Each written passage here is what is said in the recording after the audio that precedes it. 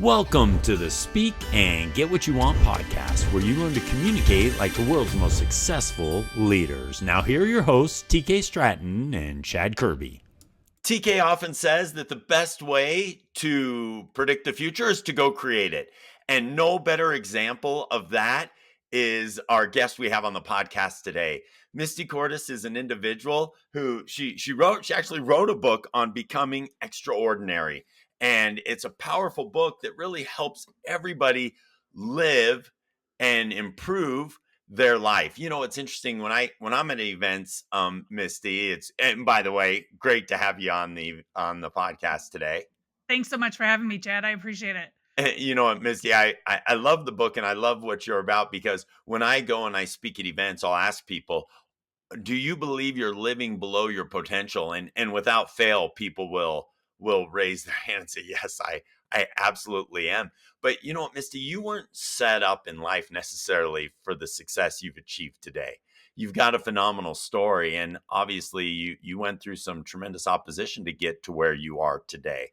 But tell us a little bit about your story and what really helped propel you to get you to where you're today. And I know you're quick to say it's a journey and it's a process, and we're all trying to just become a little bit better on our journey. But what are some of those things in your story that really helped you get you to where you are today?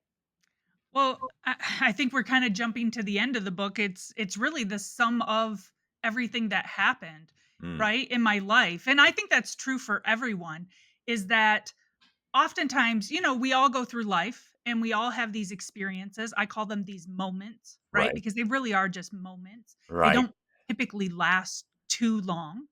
And some of us learn from those moments while others hold on to those moments as a crutch. And I've been very blessed, I believe by God, to just be able to take those moments that I've had in my life and turn them into lessons. Wow, that's interesting. Okay, so you say as we go through life, we can either dwell in those moments or we can just move on and learn from those moments. Yeah. But there had to be times when you were just simply dwelling on those moments, right? Oh, for sure. I was holding on to them for dear life because I wanted them to be the excuse for the way that I was showing up in my own life. Right. Right. So Sure. even in the moments that I could control, which we all have, which is the majority of the time, Hmm. I was holding on to those things that I had been hurt with so that I could use it as an excuse not to be the best version of myself, if that makes sense. Yeah, isn't that interesting, Misty? Sometimes we use the things that happen to us that aren't good as excuses for us to just be lazy, right? So because we don't want to put forth the effort to really get there. Was there a Absolutely. moment, or Misty, do you believe there's a moment that really was a big shift for you in your mindset? Because, when we're talking about speaking, get what you want, it's so often that mindset that really creates the narrative in your mind. In fact, that's a word you use yourself with using that narrative. So was there something that really happened to you that allowed you to say, you know what, I'm not going to live into that narrative. I'm going to choose something different. Well, there was one pivotal moment. So, in the course of writing my book, I chose to share the moments of my life that all kind of opened my eyes Hmm. up to my potential. And, I didn't know it at the time, though. These moments just kind of happened. And Okay. then in retrospect, I could look back and say, that was a moment that changed me. And one of the moments that changed me the most was I had just kind of fast forward through the story. I had been placed in foster care. My dad died when I was 2. My mom was schizophrenic. We lived with her for several years, and she wasn't paying the bills. We didn't have running water. We didn't have food in the cupboards. We Oh, were basically like, they call it couch surfing now, which is kind of like a popular thing. Well, back in the day, that wasn't so popular when you have 2 well, kids, yeah, right. right? And so that's what we were doing. And so we ended up being placed in foster care. And so this was like relatively short period of time just after we were placed, I was actually at a visitation with my grandmother. And my grandmother was like the glue to our family. Mm. She was the one that everybody went to for advice. She was just wise. She was kind. She was patient. She was all of those things. And so I really respected my grandmother. And she was the only real stable thing in my life at the time. And so I was at a visitation. We were going through family photos, and I found a photo of her and my grandpa and all of their children. And I said to my grandma, Grandma, why is our family so messed up? Now, this was like 11-year-old Misty, right? Right. All I'm seeing life through is the lens to which I'm living. And here I have a mom that lost custody of us. I had an uncle who sexually abused me. I had I had an uncle that was in prison. The family tree wasn't looking so great for Right. me at the Right. time through my lens. And I didn't realize at the time when I said those words how painful, how hurtful that was to my grandmother. It still gives me emotion because I take responsibility for bringing that to her. So she looked at me though, and she looked at me and her eyes kind of like narrowed. And and she said, Misty Mary Lynn, you think you're better than the rest of us? And I'm here to tell you, you're not. You're just like us. And Whoa. the yeah, the second she said those words, it literally became a mantra for my life to prove to her and my family and the rest of the world and anyone else who was going to come into my path that I wasn't like them. Right. And so that became like a pivotal moment where I became obsessed with self improvement. And I know a lot of people are like, "Oh, well, that's a great thing." Well, it wasn't because just like any addiction in your life, it became a controller of my life, Mm. right? And it became the motivation behind it was I'm not good enough. And so therefore, I have to keep learning, I have to keep growing, I have to keep going to school. I went to school for over 10 years.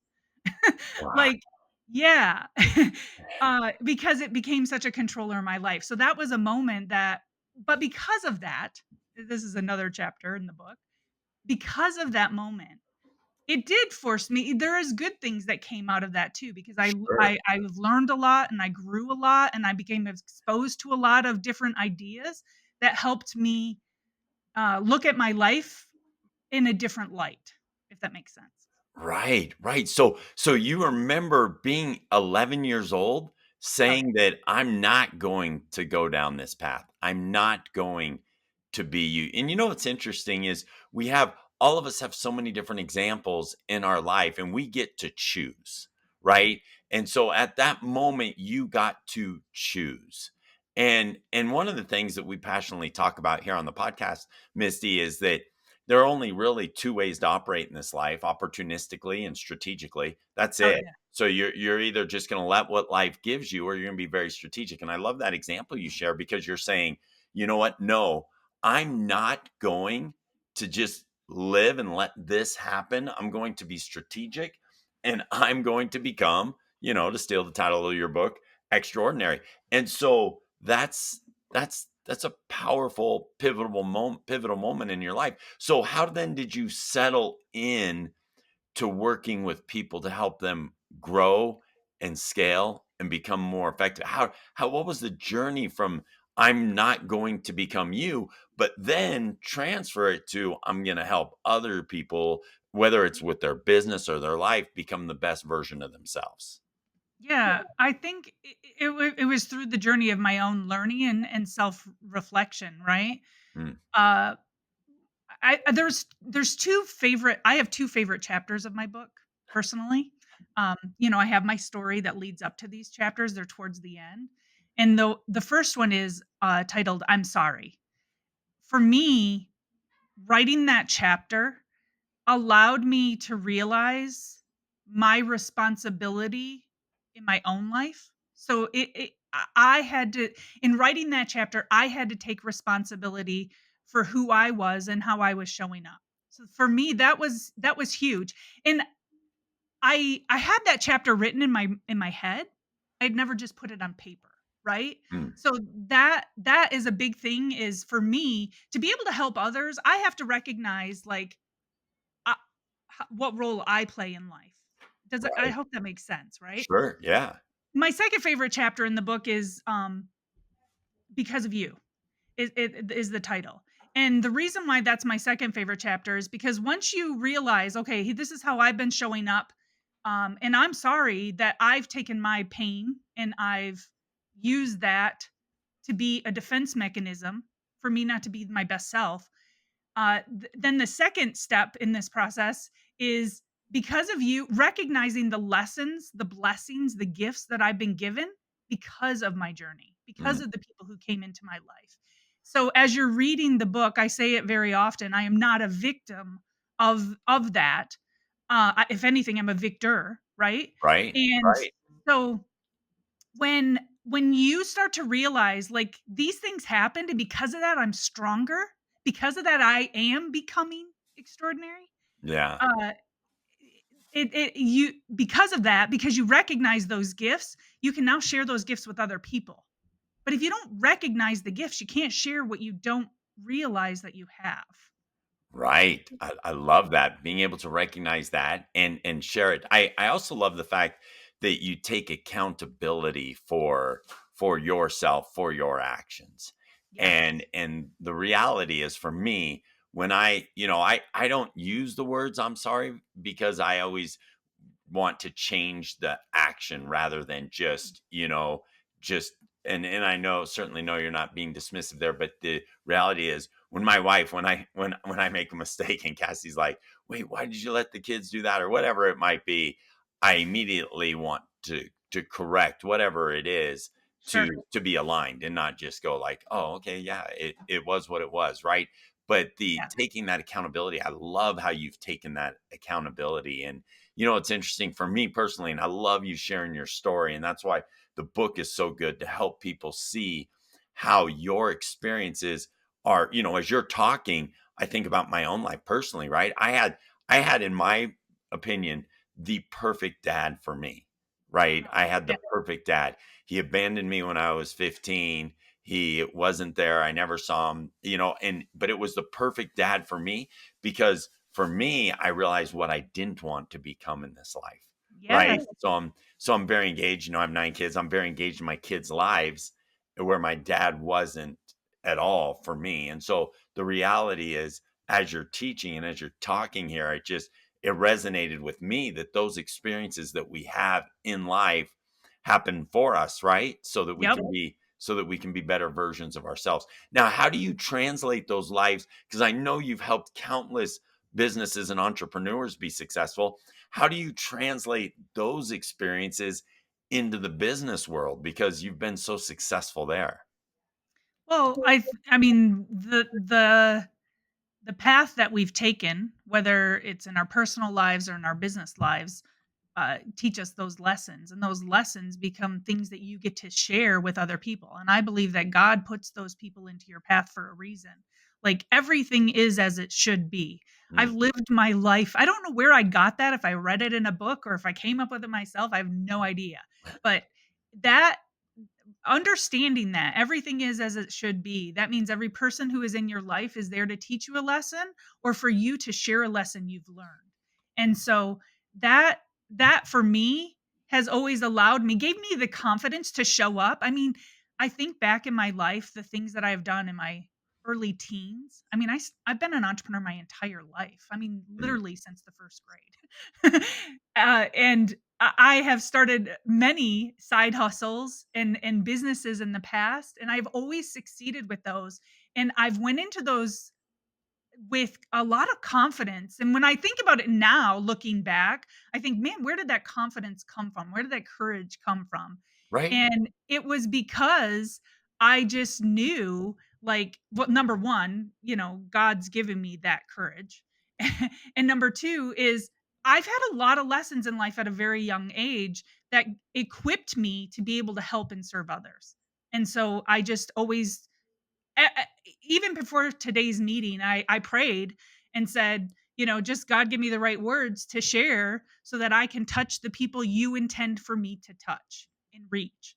That is all I want. And so every time I ever went into a business venture or a coaching call, or I used to work in personal finance, And I would sit down with people to talk about personal finance, which is like very vulnerable, Sure. right? I always prayed that same thing. Just give me the right words to say, and I'll show up. I'll do it. I'll have the guts to say what I need to say. Wow, that's tremendous because you have that confidence. I think to a certain degree too, you approached it with such great confidence because you were like, I got nothing to lose. I'm all in. I'm gonna jump into this completely. In fact, Dan Martell, he talks about how um, he says, and the more dysfunctional of a home you came from, the more success you'll have as an entrepreneur. But not certainly not a blanket statement. There are people that come from very high functioning homes that are Sure. very very successful. But the reality is, it really comes down to that word that you mentioned, confidence, and showing up with that level of confidence. And in today's world, it seems like confidence is evaporating. Yeah. People are hesitant, people are nervous, because they really lack that confidence. And there's a lot of contributing factors to that if you look at social media and everything that could perhaps, destroy your confidence a little bit as you look at everybody else living that perfect lifestyle, thinking to yourself, I'm coming up short. But how do you nurture that confidence? Because you said to yourself, Misty, you said, I showed up and I showed up with confidence, but I'm confident, not to overuse the word, but I'm confident that you have had setbacks along the way. Oh, yeah, absolutely. Well, it's because of the setbacks. It's actually because of the setbacks is that where I gained the confidence. So I think that confidence is a byproduct of having courage, right? So Mhm. if you have, we all have courage within us. It's just that some people don't tap into it as often as maybe we should. Um, and then some of us, like myself, I didn't have any choice. Like I had to face things that were hard. I in my life, I have done things that were hard so many times. I even stopped recognizing that they were hard and that it took courage to do them. Mm. And so like when you face things that are hard, when you push through them and you learn those lessons, that is what gives you confidence, right? Confidence doesn't come before courage. It's after courage. And then the second thing, I always say this, is that courage doesn't come from me. It comes from the source. And in my opinion, that's God. And so like I've said this for years, if you go to the ocean and you take a teaspoon of the ocean out of it, and in that teaspoon is all the properties and essence of the ocean, right? Right. Like of the vast ocean, like gigantic. And that's the same with us. So if we're created by God, then therefore we are created in his likeness. So he's has the ultimate confidence. And so that's just knowing that and realizing that at a very young age, it gave me the courage uh, to face things that I probably wouldn't have the courage to do otherwise. And then once I faced those hard things, I learned the lessons, and that gave me the confidence to be able to share that with other people. Nice. I love that. And I love that you emphasize that confidence is a byproduct of courage. Mhm. So you just put yourself out there. Yes. And that's what it's amazing to me that some of the most successful entrepreneurs and people in general have had the courage just to put themselves out there and be vulnerable and be willing to say, okay, I'm going to throw this, I'm going to do this, Yeah. and it's amazing. We on an earlier podcast I interviewed Darren Adams, who's he's got an Instagram, one and only Game King, right? And it's Yeah. really starting to take off, and it's because he just took this thing that he loves and he put it out there. And Yeah. so when you're trying to get an entrepreneur to live bigger and you're trying to get someone to really become extraordinary, what is it that you tell them they need? The first step, if someone totally lacks courage, what do you tell them to do? What are some of those steps they can make so that that courage can grow into confidence? Well, the first thing is I don't try to make them live bigger. That's not my job. Their job is to show up and say, "I want a bigger life. What do Mm, I need to do?" And then I can coach them through that. I just want to clarify that because I that's an love that. important thing. Yeah, As an because if it doesn't come within them, there's nothing that you can say that can get them to do it. No, and I talk about that in the book is that I for years I spent chasing relationships with people and trying to force myself onto people. That was the lesson I learned to be able to share when stepped into the coaching role, is that my job is not to give you goals. It's not to give you a vision. It's to guide you on the vision that you brought to me, right? And so Yes. that's the first thing. And then what was the question? Is how do I? How do you help someone who says, "Okay, so let me rephrase that because I love that you brought that up." But how do you get somebody who says, Misty, I do lack that courage, and because of it, I lack confidence. What are some things I can do to really harvest that or begin to build that courage so that I can have it grow into confidence?" Yeah. So here's an exercise that I've done my entire life. Whenever I'm going into something that is unknown, that is scary, that requires a lot of courage, the very first thing I do is I sit back and I do like a 15-minute little meditation. And I think in my mind, and I'm a really good storyteller, Right. both good and also bad. I can go down to the deepest of darkest holes in a matter of seconds, right? Mentally. And so I'll give myself 15 minutes to think through what's the worst thing that can happen, right? The Interesting. Okay. absolute worst. I lose everything. Everybody hates me. Like, what's the absolute worst picture that I can paint as an outcome if I take this step forward?